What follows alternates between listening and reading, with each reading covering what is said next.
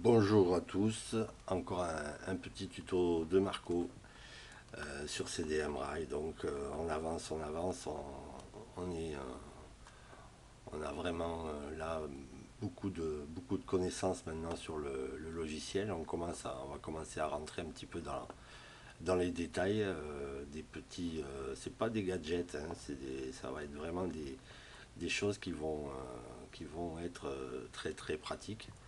Alors, bon, déjà, bon, je suis toujours sur le réseau d'un ami, hein, j'arrête pas de faire mes muses avec son réseau dès qu'il a le dos tourné. Mais bon, apparemment, il m'en veut pas, c'est bon. Donc, je me suis amusé, comme on peut le voir, à faire un petit décor. Alors, ça m'a pas pris beaucoup de temps, hein. J'ai fait un petit décor presque minimaliste. Je vais vous montrer ça vite fait, mais je vais pas vraiment faire un tuto sur le décor. Alors pour fabriquer du décor, on va sur édition du décor du module. On va pouvoir fabriquer des rectangles, des ronds. À chaque fois on pourra choisir la couleur, hein, on va le voir. Des polygones, des formes arrondies, enfin disons courbes. C'est ce qui m'a servi par exemple à faire ce petit étang là. On va pouvoir faire des lignes brisées d'une certaine largeur, donc pour faire éventuellement des routes euh, perpendiculaires ou autres, ou alors des lignes plutôt avec des courbes arrondies. Là, c'est ce qui m'a servi par exemple pour faire ces routes ici. On va pouvoir avoir des bâtiments. Alors, je clique dessus. Donc on a quelques bâtiments. Alors là-dessus, moi ce qui m'intéresserait beaucoup, j'essaierai de voir comment on peut faire. Ça serait de rajouter dans le logiciel d'autres bâtiments avec éventuellement déjà d'autres couleurs de toiture. Ça permettrait de gagner un peu de temps. Je verrai si c'est possible. À mon avis, ça doit être possible. Il y a des arbres, il n'y a pas 36 modèles, mais bon, et ça reste assez naïf, mais voilà, il y a quelques. Ça fait son petit effet quand même. Ça permet d'avoir une petite idée de ce que peut être plus tard le décor. Alors, chaque élément, alors imaginons que je veuille faire un polygone ici, je peux choisir déjà sa couleur. Alors, je sais pas, on va peut-être s'amuser, juste pour vous montrer, s'amuser à faire un passage planchéié, par exemple, ici en gare. Donc, on va prendre plutôt du marron, un peu. Alors là, je peux changer un petit peu ma couleur. Voilà, on va prendre un truc un peu comme ça. Voilà, je pense que c'est pas mal. J'ajoute aux couleurs personnalisées. Je dis OK, pas de souci. À y être, je vais prendre la même couleur pour le contour parce qu'on peut choisir la couleur intérieure et le contour. On peut choisir la zone sur laquelle on travaille, l'altitude, c'est-à-dire que ça va nous permettre de superposer des choses. Ça peut être pratique. D'ailleurs, on verra tout à l'heure que ici j'aurais dû faire plusieurs polygones plutôt qu'un seul grand. Parce qu'on va voir que quand les trains remontent, on les voit un peu par transparence avant la sortie du tunnel. Enfin bon, ça c'est absolument pas grave, je pourrais le reprendre, mais bon, ça n'a pas vraiment d'importance. Donc on va se créer un petit polygone ici. Alors je vais faire F2. Là aussi je vais vous parler après des contextes de vue plus loin. Donc on va faire un petit polygone ici. On va venir là comme ça. Je sais pas trop la largeur. Bon, ça peut besoin d'être très très large à mon avis. Il faut que je reste à peu près à l'échelle. Voilà. Je double-clique. Et voilà, ça nous fait un passage. Ça nous crée, disons, un polygone donc, de cette couleur-là. Donc voilà comment j'ai réalisé tout ce petit décor vite fait, hein. Donc là, la toiture des maisons, j'ai fait varier la couleur. Ben, tout simplement, par exemple, là, si je choisis une maison, ben, je peux faire varier la couleur du toit et la couleur des bords. Je peux également changer l'angle. Par exemple, là, si jamais je mets 10 degrés, alors là pour le moment on voit rien, ça ne bouge pas, mais dès que je resélectionne quelque chose, là on voit que la maison s'est penchée de 10 degrés. Si je fais -10, voilà, c'est dans l'autre sens. Par exemple, là je pourrais la poser par là, ouais, si je veux, ou enfin, aligner à la voie. Donc voilà, je vais annuler. Donc en gros, le décor, c'est tout ce que j'ai à vous dire. Il y a les fonctions classiques, maintenant on connaît, copier, déplacer, modifier. Voilà, en gros, ce qu'il faut savoir au niveau du décor. Maintenant, il y a une fonction super pratique dans CDM, ça s'appelle les contextes de vue. Alors, je vous ai déjà montré une petite astuce quand on est en train de créer un itinéraire pour effacer temporairement une zone qui vient un petit peu gêner la vue. Mais on peut faire encore mieux en fait. On va tout simplement utiliser les contextes de vue. C'est-à-dire que là, j'en ai mémorisé quelques-uns. Et si je fais CTRL F1, je passe par exemple là, ça me fait zoomer sur cette zone-là. Par exemple là, si je veux faire un dételage ou un accostage sur cette zone-là, ben, ça peut être pratique d'avoir cette vue-là accessible très rapidement.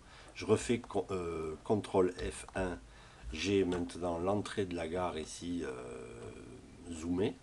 Je refais CTRL F1, là j'ai carrément ma gare cachée du bas bien zoomée.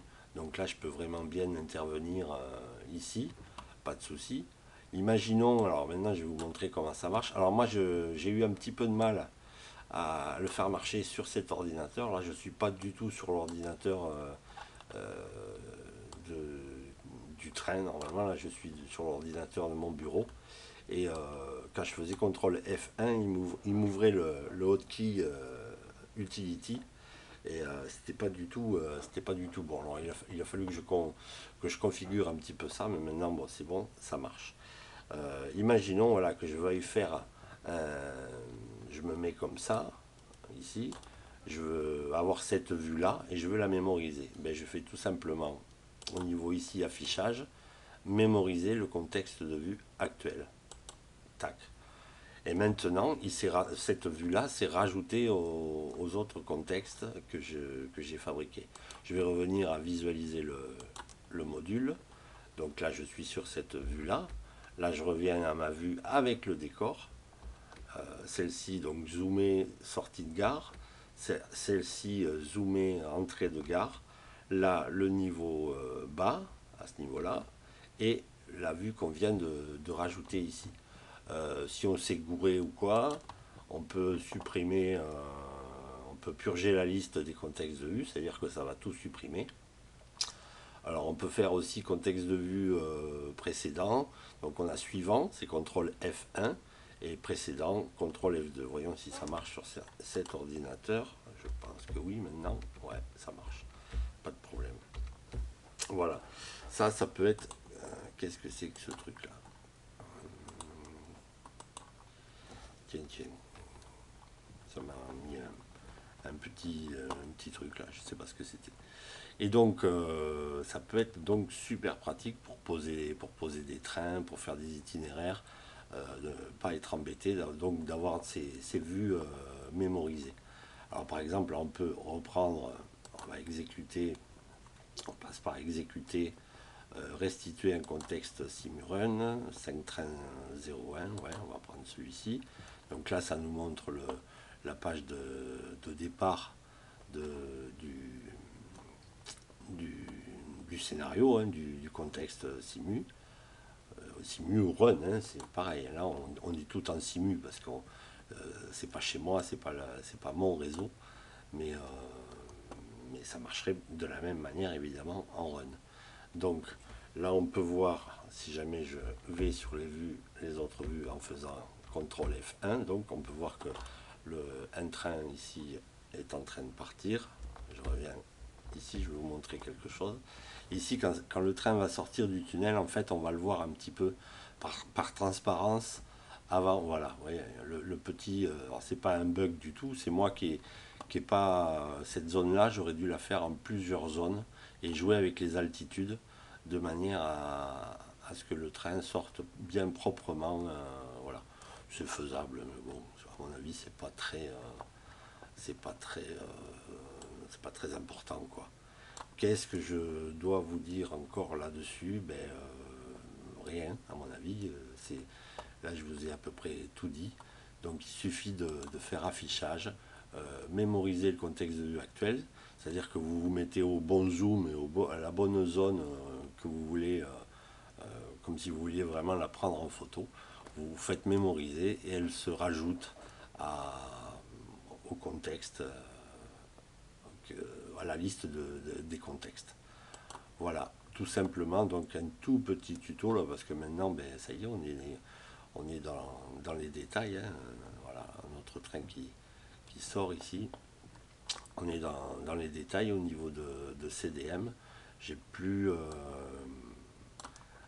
Si, il y aura encore beaucoup de choses à dire, mais ça sera plus sur le run, vraiment, sur peut-être au niveau comment connecter sa centrale, peut-être voir encore certains outils que on n'a peut-être pas trop utilisés jusque-là.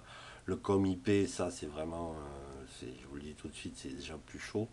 Euh, Ça permet éventuellement de faire communiquer CDM Rail avec un autre, avec un logiciel annexe qui éventuellement prendrait en charge les signaux complexes. C'est tout un programme. Jusque-là, moi, j'avais essayé sur l'ordinateur là-haut, mais j'étais pas arrivé. Hein, j'ai un problème de configuration. Donc, on verra ça peut-être un de ces quatre. Sinon, on a fait à peu près tous les. Peut-être les configurations, hein, peut-être de train, mais ça sera plus en run aussi. Ça sera plus avec la caméra sur le réseau, sur Sansac là-haut. On verra ça peut-être. Voilà. Allez, je vous dis à très bientôt. Ciao, ciao.